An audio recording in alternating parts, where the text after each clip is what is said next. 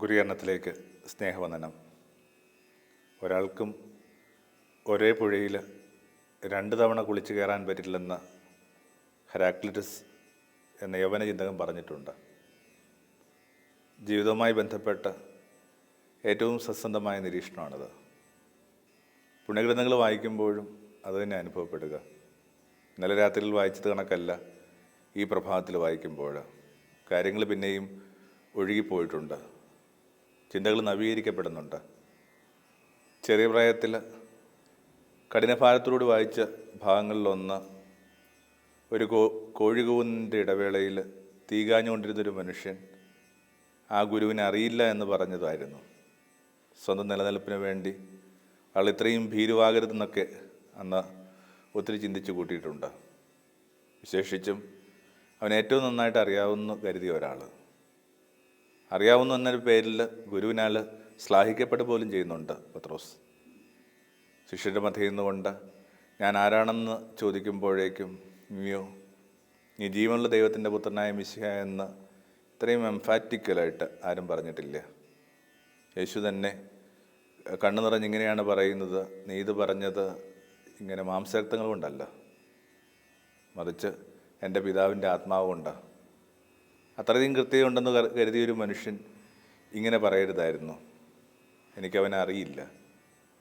പക്ഷേ ഈ ഒരു മധ്യവയസ്സിലിരുന്ന് വായിക്കുമ്പോൾ തോന്നുന്നു അത് വാസ്തവത്തിൽ ഒരു ഭീരുവിൻ്റെ താൽക്കാലികമായി രക്ഷപ്പെടാനായിട്ടുള്ള ശ്രമത്തിൻ്റെ ഭാഗമായിട്ട് സംഭവിച്ച പാഴ്വാക്കല്ല, മറിച്ച് എന്നും സത്യസന്ധമായിട്ട് ജീവിക്കാനായിട്ട് ആഗ്രഹിച്ചിരുന്ന മനുഷ്യൻ്റെ പേരാ പത്രോസ്. ഇപ്പോൾ യേശുവിനെക്കുറിച്ച് ധ്യാനിച്ചു തുടങ്ങുമ്പോൾ, യേശുവിന് സംഭവിക്കുന്ന ദുര്യോഗങ്ങളൊക്കെ കാണുമ്പോൾ, യേശു എന്തിലൊക്കെയാണ് കടന്നു പോകുന്നതിന് മുഖസാക്ഷിയായിട്ട് നിൽക്കുമ്പോൾ അയാൾക്ക് യേശുവിനെ തീരെ പിടുത്തം കിട്ടുന്നേയില്ല. അങ്ങനെയെങ്കിൽ അതിനങ്ങനെയും വായിച്ചെടുക്കാൻ പറ്റും. ഇത്രയും കാലം അവനോടൊപ്പം ഉണ്ടായിരുന്നു, അവനെ അറിയാമായിരുന്നു ഒക്കെ ഞാൻ തെറ്റിദ്ധരിച്ചു, ഇപ്പോഴാവട്ടെ എനിക്ക് ഈ മനുഷ്യനൊരു പിടുത്തവും കിട്ടുന്നില്ല. അറിയപ്പെടാത്ത ഒരു യേശുണ്ട്. അറിയപ്പെടാത്ത യേശു എന്ന് പറയുമ്പോൾ പലപ്പോഴും അവൻ്റെ 12 തൊട്ട് 30 വരെയുള്ള വർഷങ്ങളിൽ അവന് സംഭവിച്ചു. അത് വെങ്ങ് അടയാളപ്പെടുത്തിയിട്ടില്ലെന്നുള്ളതിൻ്റെ പേരിൽ നമ്മളുണ്ടാക്കുന്ന ഊഹാഭോഗങ്ങളൊന്നുമല്ല. അടയാളപ്പെടുത്തിയ കാര്യങ്ങളുടെ മീതെ നമുക്കെന്തറിയാം? എത്ര കുറച്ചാണ് നമ്മൾ യേശുവിനെ അറിഞ്ഞിട്ടുള്ളത്? വലിയ മനുഷ്യർ പോലും അത് പറഞ്ഞ് ആ നിസ്സഹായതയിലാണ് തങ്ങളുടെ യേശു വിചാരങ്ങളൊക്കെ അവസാനിപ്പിക്കുക. 2 യോഹന്നാന്മാരെ എടുക്കുക. ഒന്ന് സ്നാപയോഹന്നാനാണ്.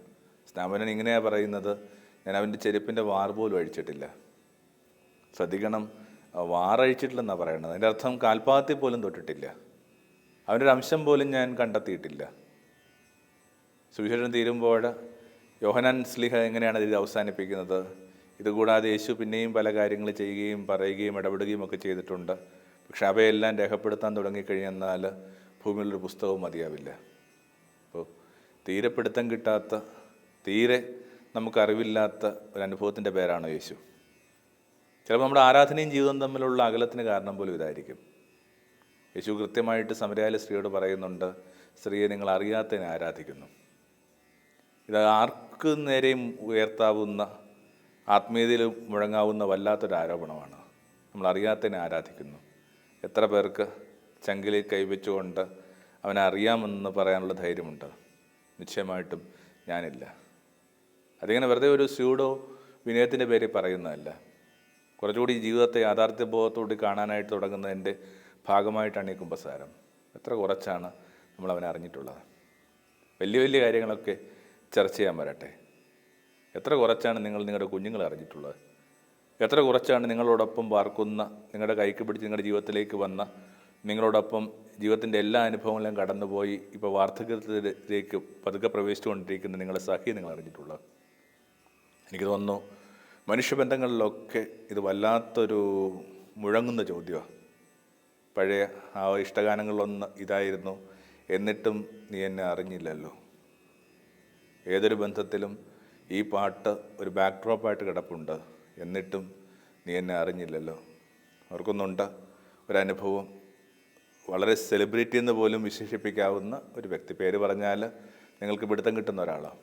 മകള് ഒരു അപകടത്തിൽ മരിച്ചു കഴിയുമ്പോൾ ഏതാനും നാളുകൾക്ക് ശേഷം അവൾ ജോലി ചെയ്തുകൊണ്ടിരുന്ന ആ ഒരിടത്തിൽ വന്നിട്ട് അയാൾ അവളുടെ കൂട്ടുകാരൊക്കെയെന്ന് അന്വേഷിച്ച് അവരുമായിട്ട് പുറത്തേക്ക് പോയി ഒരു ഹോട്ടലിലിരുന്ന് അവരോട് ചോദിക്കുന്നുണ്ട്, മക്കളെ അവൾ എങ്ങനെയാണ് ഇരുന്നത്? എനിക്ക് അവളുടെ രൂപം പോലും ഓർമ്മിച്ചെടുക്കാൻ പറ്റുന്നില്ല. അവൾക്ക് എന്തെങ്കിലുമൊക്കെ ആഗ്രഹങ്ങളുണ്ടായിരുന്നോ? അവൾക്ക് എന്തെങ്കിലുമൊക്കെ സങ്കടങ്ങൾ? ആരായിരുന്നു അവളുടെ ഏറ്റവും ഉറ്റ സ്നേഹിതൻ? എന്നിട്ട് ഈ ചെറുപ്പക്കാരൻ മധ്യേ ഇരുന്ന് അയാൾ വിവശനാവുകയാണ്, എനിക്കൊന്നും കിട്ടണില്ല. ഇത് വാസ്തവത്തിൽ ഇത്രയും നാടകീയമായിട്ട് സംഭവിച്ചില്ലെങ്കിൽ പോലും എല്ലാവരും ജീവിതത്തിൽ സംഭവിക്കുന്നതാണ്. അച്ഛൻ മരിച്ചു പോകുന്നു, അമ്മ മരിച്ചു പോകുന്നു, ജീവിത പങ്കാളി മരിച്ചു പോകുന്നു. നിങ്ങൾ അവളെ ഓർമ്മിച്ചെടുക്കാൻ ശ്രമിക്കുകയാണ്. നിങ്ങൾക്ക് എത്ര കുറച്ചാണ് അവരെ അറിയാവുന്നത്? ചെറുപ്പത്തിലൊക്കെ ഇങ്ങനെ മഞ്ഞുമലകൾ കണക്കാണ് മനുഷ്യനെക്കുറിച്ചുള്ള അറിവെന്നൊക്കെ ചെറിയ കുറിപ്പുകളൊക്കെ എഴുതിയിട്ടുണ്ട്. ഒരു പാളി മാത്രം കാണുകയും എത്രയോ മടങ്ങിന് അഗാധങ്ങളിലേക്ക് ഉണ്ടെന്നുള്ളതിൻ്റെ ഒരു മെറ്റഫറാണ് മഞ്ഞുപാളി എന്ന് പറയുന്നത്. ഇപ്പം അതുപോലും ധൈര്യമില്ല. നമ്മൾ ഈ ഒരു മനുഷ്യൻ്റെ വ്യക്തിത്വത്തിൻ്റെയോ ആന്തരികതയുടെയോ അയാളുടെ ആന്തലുകളുടെയോ അഗ്രം പോലും കാണുന്നില്ല. തീരെ പിടുത്തം കിട്ടാതെ നമ്മൾ ജീവിക്കുന്നു. തീരെ പിടുത്തം കിട്ടില്ലെന്ന് മാത്രമല്ല, പിടുത്തം കിട്ടേണ്ട ഒരു ബാധ്യത ഉണ്ടെന്ന് പോലും നമുക്ക് തോന്നുന്നില്ല. ഒരു ചെറിയൊരു കിളിവാതിൽ പോലും തുറക്കണമെന്ന് നമ്മൾ ആഗ്രഹിക്കണില്ല. സ്പിരിച്വാലിറ്റി എന്നൊക്കെ പറയണത് ഇങ്ങനെ ബന്ധങ്ങളുടെ കലയാണെന്നൊക്കെ നമ്മൾ ഇടയ്ക്കിടയ്ക്ക് സൂചിപ്പിക്കാറുണ്ടല്ലോ. It's art of relating. അങ്ങനെയെങ്കിൽ ഈ ബന്ധങ്ങളുടെ കല എങ്ങനെയാണ് മുമ്പോട്ട് പോവുക? ഈ പരസ്പരം അറിയാതെയും കേൾക്കാതെയും കാണാതെയും ഒക്കെ. ചെറിയ ക്ലാസ്സിലെ പാഠപുസ്തകങ്ങളൊക്കെ നമ്മൾ വായിച്ചിട്ടുണ്ടല്ലോ, ഇങ്ങനെ ഒരുമിച്ച് ഒഴുകുന്ന നദികൾ ഇങ്ങനെ കലരാതെ ഒഴുകുന്നതിനെക്കുറിച്ച്. അത് വലിയൊരു വിസ്മയമായിട്ടാണ് പലപ്പോഴും അനുഭവപ്പെടുന്നത്. ഒരു പക്ഷേ വല്ലാത്ത പ്രതിഭാസങ്ങളാണ്. വിശേഷിച്ചും ആ ബ്രസീലിൽ നിന്ന് 2 നദികളെക്കുറിച്ച് നമുക്ക് നന്നായിട്ടറിയാം. ഇങ്ങനെ അതിൻ്റെ ഒരു ഏരിയൽ വിഷൽ നോക്കിക്കഴിഞ്ഞാൽ ഒരുമിച്ച് ഇത് ഒഴുകുന്നതെന്ന് കൃത്യമായിട്ട് നമുക്ക് അറിയുമ്പോൾ പോലും അത്രയും വ്യത്യാസത്തിൽ അത് കാണുന്നത്. ഒരു പാതി ഇങ്ങനെ കലങ്ങി ഒഴുകുന്നു, വേറൊരു പാതിക്ക് ഇങ്ങനെ മണ്ണിൻ്റെ നിറവാണ്. എനിക്ക് തോന്നുന്നു ആ നദികളുടെ പേരുകൾ പോലും ഈ ഒരു വ്യത്യാസവുമായിട്ട് ബന്ധപ്പെട്ടാണ് വന്നിരിക്കുന്നത്. ഒരു വശത്തുള്ള മത്സ്യങ്ങൾ മറുവശത്തില്ല, ഒരു വശത്തുള്ള ജലസസ്യങ്ങൾ ഇതിൻ്റെ എതിർവശങ്ങളിൽ വാഴില്ല. അത്രയും വ്യത്യാസം. ഇതിന് കാരണമൊക്കെ ആയിട്ട് പറയുന്നത് ഒരു 3 പ്രധാനപ്പെട്ട വ്യത്യാസങ്ങൾ. 1, അതിൻ്റെ താപത്തിൽ വ്യത്യാസമുണ്ട്. 2, അതിൻ്റെ വേഗത്തിൽ വ്യത്യാസമുണ്ട്. 3, സാന്ദ്രതയിൽ വ്യത്യാസമുണ്ട്. വേണമെങ്കിൽ ഇതിനെയൊക്കെ ഇങ്ങനെ ബന്ധങ്ങളിലൊക്കെ എടുക്കാവുന്നേ ഉള്ളൂ. ഒരുമിച്ച് ഒഴുകിയിട്ടും കലരാതെ നമ്മൾ ജീവിക്കുന്നതിന് ഈ 3 വ്യത്യാസങ്ങളും വളരെ പ്രധാനപ്പെട്ട. ഒന്ന്, നമ്മുടെ ആ ഒരു ഊഷ്മളതയുടെ വ്യത്യാസമുണ്ട്. പലപ്പോൾ നമ്മൾ വിചാരിക്കുന്ന എല്ലാ കാര്യങ്ങളും വളരെ സ്വാഭാവികമായിട്ട് സംഭവിക്കുക എന്നുള്ളത്. എല്ലാ കാര്യങ്ങളും സ്വാഭാവികമല്ല. നമുക്ക് നൽകപ്പെട്ടിട്ടുള്ള ഒരു കാര്യം നമ്മുടെ ശിക്ഷണത്തിൻ്റെ ഭാഗമായിട്ട് ലഭിക്കുന്ന കാര്യമുണ്ട്. സ്നേഹം എന്നൊക്കെ പറയുന്നത് അത്ര സ്വാഭാവികമായിട്ട് തെറ്റിദ്ധരിക്കേണ്ട. അതിനകത്ത് ആ കൃത്യമായ പഠനവും കൃത്യമായ ധ്യാനവും കൃത്യമായ അടയാളങ്ങളൊക്കെ ആവശ്യമുണ്ട്. Celebrate your love with science. പലപ്പോഴും ഇങ്ങനെ സ്നേഹത്തിൽ അടയാളങ്ങളില്ലാതെ പോകുമ്പോൾ ഇങ്ങനെ സ്നേഹത്തിൻ്റെ ഊഷ്മാവ്, അതിനേക്കാൾ കൂടുതൽ ഊഷ്മള എന്ന് പറഞ്ഞ വാക്ക് ഉപയോഗിക്കുന്നതായിരിക്കും, തീരെ ഇല്ലാതെയാവുന്നു. പിന്നെ വേഗതയ്ക്കും കുറവുണ്ട്. എപ്പോഴാണ് വേഗത കൂടുന്നത്? ഈ പരന്നൊഴുകുന്ന നദി ഇങ്ങനെ കുറേ കൂടി ഇങ്ങനെ ചേർന്നൊഴുകുമ്പോഴാണ് ഇങ്ങനെ ഏകാഗ്രത ഉണ്ടാവുക. ഒരു മധ്യവയസ്സിലൊക്കെ എത്തിയിട്ടും പലരും ഇങ്ങനെ പരന്നാണ് ഒഴുകുന്നത്. തങ്ങൾ ആരുടെ കൂടെ പാർക്കാനായിട്ടാണോ ദൈവം നിശ്ചയിച്ചിരിക്കുന്നത്, തങ്ങളുടെ ജീവിതത്തിലേക്ക് ആര് വരണമെന്നാണ് ദൈവം ആഗ്രഹിച്ചിരുന്നത്, അവരിലോട്ടൊന്നും നമ്മളുടെ ജീവിതം ഏകാഗ്രമാകുന്നില്ല. നമ്മുടെ കയ്യിൽ, നമ്മുടെ മടിത്തട്ടിലൊക്കെ ഉള്ള കുഞ്ഞുങ്ങളിലേക്ക് പോലും നമ്മുടെ ശ്രദ്ധ ഏകാഗ്രമാകുന്നില്ല. അപ്പോൾ വേഗതയും ഏകാഗ്രതയും തമ്മിൽ ഭയങ്കരമായ അടുപ്പമുണ്ട്. ഏകാഗ്രതയിൽ നിന്നാണ് വേഗത ഉണ്ടാകുന്നത്. പിന്നെ സ്വാഭാവികമായിട്ട് 2 സാന്ദ്രതകളാണ്. ഓരോ ദിവസവും ജീവിതം കുറേ കൂടി ഇങ്ങനെ ആന്തരികമാകേണ്ട ബാധ്യതയുണ്ട്. വളരെ ഉപരിതലത്തിൽ ജീവിക്കുന്നു എന്നുള്ളൊരു ആരോപണം നമുക്കെതിരായിട്ട് നമ്മുടെ കാലം മുഴക്കുന്നുണ്ട്. ഫ്ലാറ്റ് ലാൻഡേഴ്സ് എന്ന് പറഞ്ഞൊരു പഴയൊരു പുസ്തകമുണ്ട്. ദ്വിമാന സ്വഭാവമുള്ള മനുഷ്യർ. അത് കുറച്ച് ശാസ്ത്രീയ മാനങ്ങളുള്ള പുസ്തകമാണെങ്കിൽ പോലും ഏതൊരു തലത്തിൽ ഉപയോഗിക്കാവുന്ന വാക്കാണിത്, ഫ്ലാറ്റ് പീപ്പിൾ. അപ്പോൾ ജീവിതം കുറേ കൂടി അതിൻ്റെ വേഗതയെ കണ്ടെടുത്ത്, ഏകാഗ്രതയിലൂടെ വേഗതയെ കണ്ടെത്തുകയും അടയാളങ്ങളിലൂടെ ഊഷ്മളത വീണ്ടെടുത്തും പിന്നെ ആന്തരികതയിലൂടെ സാന്ദ്രതകളിൽ വ്യത്യാസം ഉണ്ടാക്കിയുമൊക്കെ ഒന്നുകൂടി ഒരുമിച്ച് ഒഴുകേണ്ടതുണ്ട്. ഓർമ്മിക്കണം, വളരെ കുറച്ച് പരിഭവങ്ങൾ മാത്രം പറഞ്ഞിട്ടുള്ള ഒരാളാണ് യേശു. അത്തരം പരിഭവങ്ങളിൽ ഏറ്റവും കഠിനമായിട്ട് ഇപ്പോൾ അനുഭവപ്പെടുന്ന ഈ വാക്കാണ്, ഫിലിപ്പോസേ, ഇത്രയും കാലം ഞാൻ നിൻ്റെ കൂടെ ഉണ്ടായിരുന്നിട്ടും നീ എന്തുകൊണ്ട് എന്നെ മനസ്സിലാക്കിയില്ല? വലിയ മനുഷ്യർ പോലും അത്തരമൊരു ചോദ്യം പറഞ്ഞ് വിവശരാകുമ്പോൾ, നിസ്സഹായരാകുമ്പോൾ, നമ്മളെ കണക്ക് ചെറിയ മനുഷ്യർക്ക് അതുണ്ടാക്കുന്ന ആഘാതങ്ങൾ അത്ര എളുപ്പത്തിൽ താങ്ങാവുന്നതാണോ? ഒന്നോർത്ത് കഴിഞ്ഞെന്നാൽ യേശുവിനെ ആരാ മനസ്സിലാക്കിയിട്ടുള്ളത്? അവനെ നേരിട്ട് കേൾക്കാനുള്ള ഭാഗ്യം കിട്ടിയവർക്ക് പോലും അവനെ അത്ര പിടുത്തം കിട്ടിയിരുന്നോ? എത്ര സൂചനകളാണ് ഇങ്ങനെ മനസ്സിലേക്ക് വരുന്നത്. മർഗരയിലേക്ക് പോകുമ്പോൾ യേശു വഞ്ചിയിലിരുന്ന് പുളിമാവിനെക്കുറിച്ച് സംസാരിക്കുകയായിരുന്നു. പുളിമാവ് എങ്ങനെയാണ് ഓരോരുത്തരും അവരവരുടെ കാലത്തെ സ്വാധീനിക്കുന്നുള്ളതിൻ്റെ യേശു സൂചനയാണ്. പുളിമാവിന് നല്ലതായാലും ചീത്തയായാലും അതിൻ്റെ പരിസരത്തെ സ്വാധീനിക്കാതിരിക്കാനാവില്ല. എന്നിട്ടും അത് കേട്ടുകൊണ്ടിരുന്ന ശിഷ്യന്മാർ ഇങ്ങനെ പറഞ്ഞു എന്നാണ് വേദപുസ്തകം തന്നെ ചില കുസൃതിയോടെ അടയാളപ്പെടുത്തുന്നത്. തങ്ങൾ അപ്പം എടുക്കാത്തതിനെക്കുറിച്ച് അവൻ അറിഞ്ഞുവെന്നും അതിൻ്റെ മീതെയുള്ള കുത്തുവാക്കാണെന്നും. എത്ര ഭംഗിയായിട്ടാണ് നമ്മൾ ഈ ഗുരുക്കന്മാരെയൊക്കെ തോൽപ്പിച്ച് കളയുക. അവസാനം പോലും ഉണ്ടത്. ഇങ്ങനെ കയ്യിൽ മടിശീലയോ വടിയോ ആയുധങ്ങളോ ഇല്ലാതെ നിങ്ങൾ ദേശത്തിൻ്റെ അതിരുകളിലേക്ക് പോയിട്ട് നിങ്ങൾക്ക് എന്തെങ്കിലും കുറവ് സംഭവിച്ചോ? ഇല്ലെന്ന് അവർ പറഞ്ഞു. അങ്ങനെയെങ്കിൽ ഇനി മടിശീലയില്ലാത്തവൻ മടിശീല എടുക്കട്ടെ, ആയുധമില്ലാത്തവൻ ആയുധമെടുക്കട്ടെ എന്ന് പറഞ്ഞതിൻ്റെ അർത്ഥം എന്തായിരിക്കണം? ഇതൊക്കെ എടുക്കാനായിട്ടുള്ള പ്രേരണയാണോ? വളരെ ലളിതമായിട്ട് വേണമെങ്കിൽ ഇപ്പോൾ നമുക്ക് മനസ്സിലാക്കാവുന്നേ ഉള്ളൂ. ഇതൊക്കെ ഉണ്ടായിരുന്നിട്ടും ഇതൊക്കെ ഇല്ലാതിരുന്നിട്ടും നിങ്ങൾക്കൊരു കുഴപ്പവും സംഭവിച്ചില്ല. എന്നാൽ ഇതൊക്കെ ഉണ്ടായിരുന്നിട്ടും നിങ്ങളെ ആരും സംരക്ഷിക്കാനും പോകുന്നില്ല. അങ്ങനെ ഒരു വിരുദ്ധോക്തിയിൽ ഈശോ പറഞ്ഞു നിർത്തിയ കാര്യം പെട്ടെന്ന് ഇങ്ങനെയാണ് ശിഷ്യരിൽ നിന്ന് ഉത്തരം വരുന്നത്. ഞങ്ങളുടെ കൈവശം 2 വാളുണ്ട്. വാളെടുത്തിട്ട് എന്തെന്നുള്ളതിൻ്റെ അർത്ഥത്തിലായിരുന്നു. ആ വാളെടുക്കാനായിരുന്നു ആവശ്യപ്പെട്ടിരുന്നെങ്കിൽ വാളെടുത്തവനോട് നിൻ്റെ വാൾ ഉറയിലിടാനായിട്ട് എന്തിനാണ് പറഞ്ഞത്?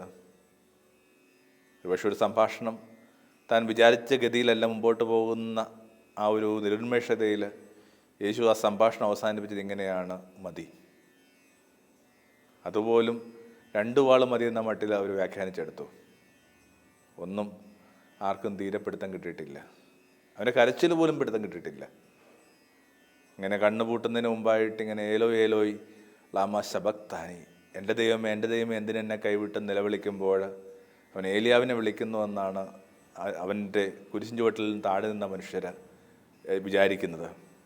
അപ്പോൾ തീരെ വാക്കും പ്രവൃത്തിയും ഒന്നും പിടുത്തം കിട്ടാതെ യേശു കടന്നുപോയി. അവൻ്റെ അടയാളങ്ങളെക്കുറിച്ച് പിടുത്തം കിട്ടിയോ? അത്ഭുതം എന്നൊരു വാക്ക് യേശു ഉപയോഗിക്കുന്നില്ല. യേശു ഉപയോഗിക്കുന്ന വാക്ക് അടയാളം എന്നൊരു വാക്കാണ്. അല്ലെങ്കിൽ അങ്ങനെയാണ് സുവിശേഷകൻ അതിനെ രേഖപ്പെടുത്തുന്നത്. അതായിരുന്നു യേശുവിൻ്റെ അടയാളം. അടയാളങ്ങളൊക്കെ മറ്റെന്തിനെയോ സൂചിപ്പിക്കുന്ന ഒന്നാണ്. എന്നിട്ടും അടയാളത്തെ അത്ഭുതങ്ങളായിട്ട് തെറ്റിദ്ധരിച്ച മനുഷ്യർ അത്ഭുതങ്ങളിലേക്ക് ഒരുങ്ങിപ്പോയി. ഇതെന്തിൻ്റെ സൂചനയാണെന്നും എന്തിലോട്ടാണ് ഈ കാര്യങ്ങൾ സൂചിപ്പിക്കുന്നുവെന്നും എന്തിലോട്ടാണ് ഈ കാര്യങ്ങൾ ദിശ കാട്ടുന്നുള്ള കാര്യങ്ങൾ അവരുടെ മെഡിറ്റേഷൻ്റെ ഭാഗമായിട്ട് മാറിയില്ല. സ്വാഭാവികമായിട്ട് ഇങ്ങനെ തോറ്റുപോകുന്ന ഗുരുക്കന്മാരെ ആ അർത്ഥത്തിൽ തന്നെ വേണം നമ്മൾ യേശുവിനെ കാണാനായിട്ട്. പിന്നീട് യേശു ഉപയോഗിച്ച പ്രതീകങ്ങൾക്കും എന്തുമാത്രം മോശപ്പെട്ട വായനകളുണ്ടായി. ആദ്യമേ ക്രൈസ്തവ സമൂഹം വല്ലാതെ പീഡിപ്പിക്കപ്പെട്ടതിനൊരു കാരണം റോമായിലിടനീളമുണ്ടായിരുന്ന ഈ അഗ്നിബാധകളായിരുന്നു. എന്താണ് ഇത്തരം അഗ്നിബാധകളുടെ കാരണമെന്ന് അറിഞ്ഞുകൂടാ. ഏതെങ്കിലും തരത്തിൽ രാജ്യത്തിൻ്റെ സമാധാന അന്തരീക്ഷം ലംഘിക്കാൻ ആഗ്രഹിച്ചിരുന്നവർ, ഇല്ലെങ്കിൽ അധികാരത്തോട് വിധേയപ്പെടേണ്ടെന്ന് നിശ്ചയിച്ചുറപ്പിച്ചവർ, അവരായിരിക്കാം നിശ്ചയമായിട്ടും ഇത്തരം അഗ്നിബാധകൾക്ക് പിന്നിൽ. അവരിങ്ങനെ പന്തമൊക്കെ എറിഞ്ഞിട്ട് ഇരുട്ടിലേക്ക് ഓടിപ്പോയിട്ടുണ്ടാവും. ആരോപണ വിധേയപ്പെട്ടത് കരുവായത് ക്രിസ്ത്യാനിറ്റിയാണ്. കാരണം യേശു പറഞ്ഞൊരു വാക്കുണ്ടല്ലോ, ഞാൻ കൊണ്ടുവന്നിരിക്കുന്നത് ഭൂമിയിൽ തീയാണ്, ഭൂമിയിൽ തീയിടാനായിട്ട് ഞാൻ വന്നു. അപ്പം നമുക്ക് നോക്കുമ്പോൾ വളരെ സില്ലിയം തോന്നാവുന്നൊരു കാര്യമാണ്. പക്ഷേ ആ വാക്കിൻ്റെ പേരിൽ നിശ്ചയമായിട്ടും വലിയ സംശയത്തിൻ്റെ കീഴിൽ നിഴലിൽ ഈ ആദിമ സമൂഹത്തിന് ജീവിക്കേണ്ടതായിട്ട് വന്നു. അങ്ങനെ എന്തൊക്കെ കാര്യങ്ങൾ അവരൊരുമിച്ച് കൂടി ഭക്ഷിക്കുന്ന അവൻ്റെ ശരീരമാണെന്നുള്ള യേശു ഉപയോഗിച്ച ഏറ്റവും മനോഹരമായ പ്രതീകം, തൻ്റെ ജീവിതത്തിൻ്റെയും സാന്നിധ്യത്തിൻ്റെയും പ്രതീകമായിട്ട് യേശു ഉപയോഗിച്ച വാക്കാണ് അത്. നിങ്ങളെൻ്റെ ശരീരം ഭക്ഷിക്കുക. ഭക്ഷിക്കുക എന്ന് പറയുന്നത് പോലും ഇങ്ങനെ ഈറ്റെന്ന അർത്ഥത്തിലല്ല, മെഡിറ്റേറ്റ് എന്ന വാക്കിലാണ്. നിങ്ങൾ അതിനെ ധ്യാനിക്കുക എന്നുള്ള അർത്ഥത്തിൽ തന്നെ. പഴയ നിമിത്തം നമ്മൾ വായിച്ച് കേൾക്കുന്നില്ലേ, മനുഷ്യപുത്ര നീ ചുരുള് ഭക്ഷിക്കുക. ആരെങ്കിലും വിചാരിക്കുന്നുണ്ടോ ചുരുളുകൾ ഇങ്ങനെ ഉപ്പും മുളകൊക്കെ ആയിട്ട് ചേർത്ത് അവർ കഴിച്ചിരുന്നു എന്നാണെന്ന്? ഒറ്റ അർത്ഥമേ ഉള്ളൂ, അതിനെ മെഡിറ്റേറ്റ് ചെയ്യുക. അപ്പോൾ അത്രയും പോയറ്റിക്കായിട്ടുള്ള ഒരു ഭാഷ പോലും തെറ്റിദ്ധരിക്കപ്പെടുന്നുണ്ട്. അടച്ചിട്ട മുറിക്കകത്ത് അവരിങ്ങനെ ഇങ്ങനെ കാണിബൾസ്, മനുഷ്യരെ ഭക്ഷിക്കുക എന്ന് പറയുന്നൊരു സമ്പ്രദായം ഉണ്ടല്ലോ, അതുമായി ബന്ധപ്പെട്ട എന്തൊക്കെ കാര്യങ്ങൾ നടക്കുന്നുള്ള ആരോപണവും ക്രിസ്ത്യാനിറ്റി അഭിമുഖീകരിക്കേണ്ടതായിട്ട് വന്നു. ചുരുക്കത്തിൽ തൻ്റെ കാലത്തിനും മാത്രമല്ല, അവിടുത്തെ കാലത്തിന് ശേഷവും അവിടുത്തെ വാക്കും ജീവിതവും ഒക്കെ വല്ലാതെ തെറ്റിദ്ധരിക്കപ്പെട്ടു. സിമെയോൻ ആ കുഞ്ഞിനെ എടുത്തുകൊണ്ട് പറഞ്ഞതാണ് അതിൻ്റെ ശരി. ഈ കുഞ്ഞ് വൈരുദ്ധ്യങ്ങളുടെ അടയാളമായിട്ട് എല്ലാ കാലങ്ങളും നിലനിൽക്കും. ഇതൊക്കെ വൈരുദ്ധ്യങ്ങളിലൂടെയാണ് യേശുവിൻ്റെ ജീവിതവും പിന്നീട് അവൻ്റെ ഓർമ്മയും ഒക്കെ കടന്നു പോകുന്നത്.